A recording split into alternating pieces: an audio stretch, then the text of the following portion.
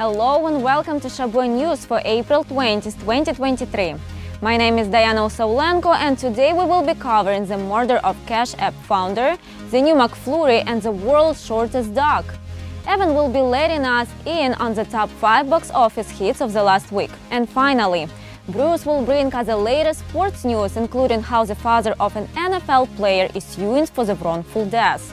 All that and more coming up on its Today edition of Chabot News.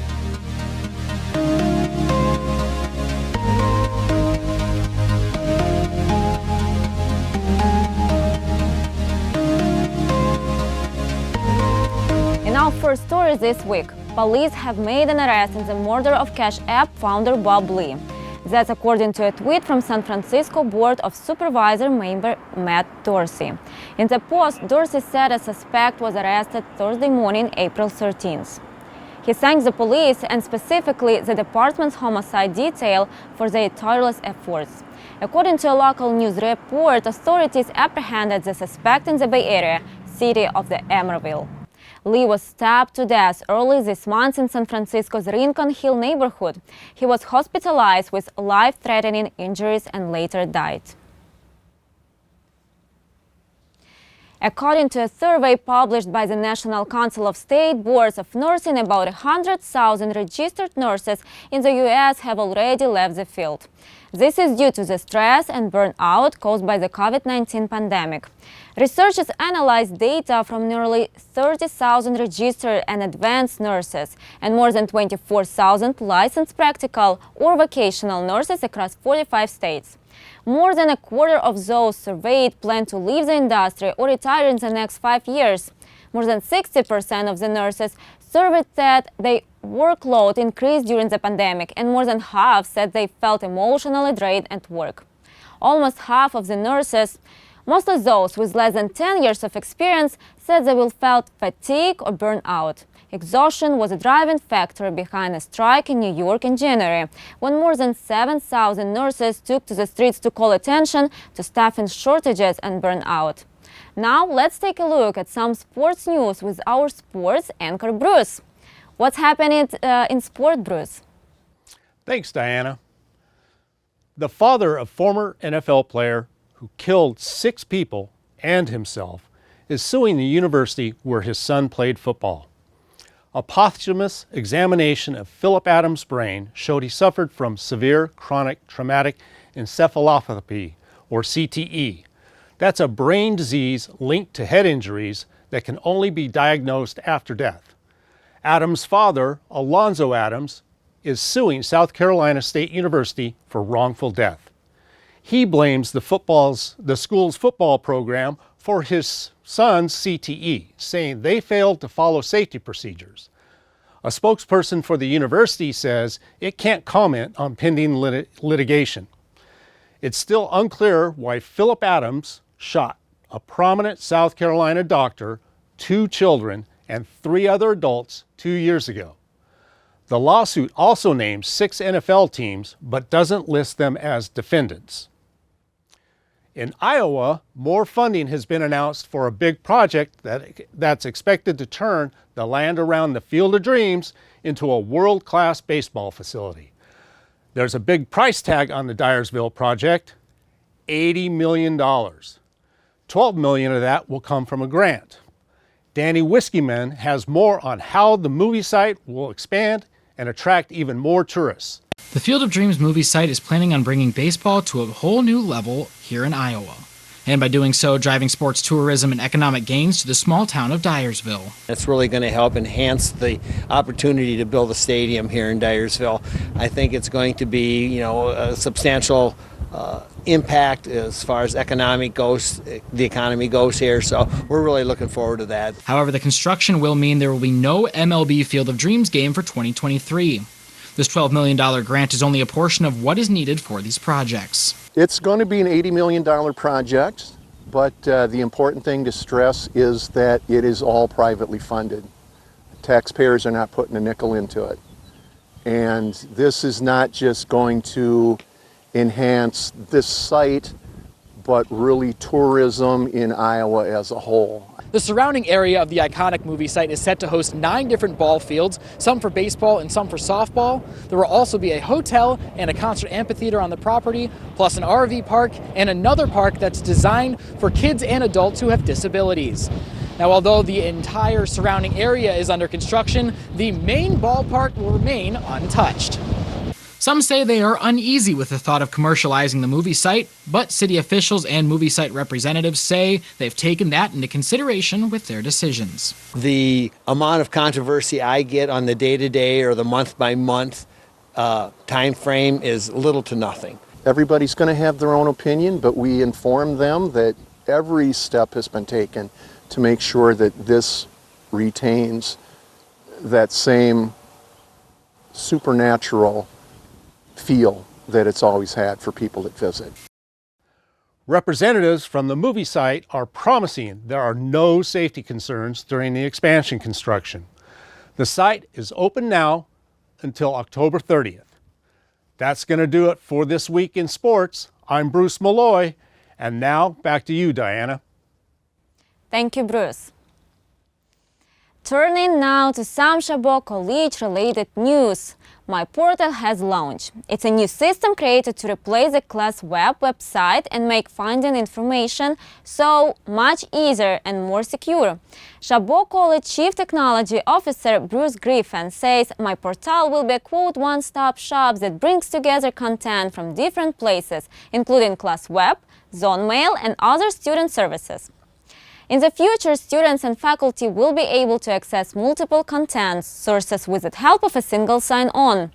On March 23, everyone should have received an email to activate their My Portal account, sign in, and search for it in your college email with instructions on how to access to your account. Theater students as well as seasoned professionals agree that Shakespeare's play is Midsummer Night's Dream is a classic. So it's no wonder that Professor Dov Hassan, the head of the Chabot College Theater Department, decided to make it their feature production of the spring semester. The cast and crew really seemed to enjoy what they were doing. The actors all possessed a good sense of comedic timing, and they used it to carry the audience right along with them all the way through the show. The whole troupe should be very proud of their work. If you miss a live performance, don't worry. It will be airing on Chabot TV soon, and we will have a report on it next week. Now it's time for our weekly look at entertainment news with our very own Evan. Over to you, Evan. Thanks, Diana. A pair of horror films challenged the champ at last weekend's box office. Did either knock a certain video game adaptation from the top of the leaderboard? David Daniel has the estimates for the top 5 films in theaters. I'm calling you now. I'm in the car. The rental car has a phone in it. Air drove down to 5th place in its second weekend on ticket sales of $7.7 million. $7.8 million gave the horror comedy Renfield a 4th place debut. John Wick Chapter 4 took 3rd with $7.9 million, putting it at $160 million in domestic box office. On the night of June 4th, you performed an exorcism. The Pope's Exorcist, featuring Russell Crowe as the Vatican's chief demon dueler, opened in 2nd place with $9.2 million. Watch and learn. For the second straight weekend, nothing came close to the Super Mario Bros. Movie. The animated adventure based on the video game franchise made $87 million for a 12-day domestic total of $348 million. In Hollywood, I'm David Daniel. With box office numbers like these, I think it's safe to say the COVID emergency is officially over. Friday, April 14th, kicked off one of the biggest music festivals in the country. It was day one of the Coachella Valley Music and Arts Festival, an event that brought thousands of music lovers from around the world to California. Samantha Lomibao reports. Happy Coachella! Happy Coachella! Happy Coachella! A very happy Coachella, and nothing but the warmest welcome for weekend one of the music festival from attendees. Honestly, it's just the environment. The people are beautiful. The music's great. I just love it. Everything about it. People from all over the world.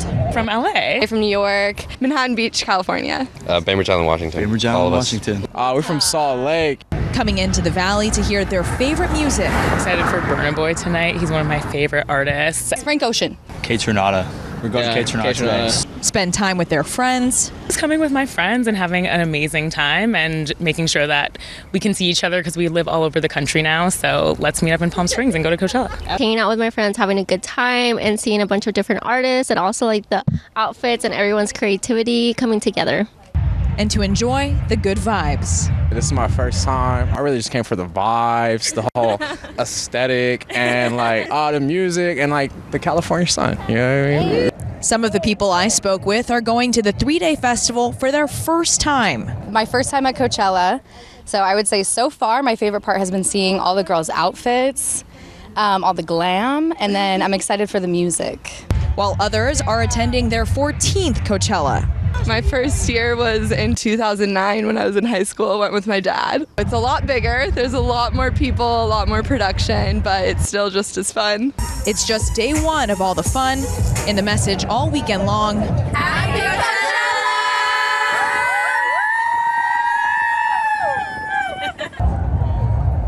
Don't worry if you missed it, because that was just the first of 2 events, chock full of music and parties.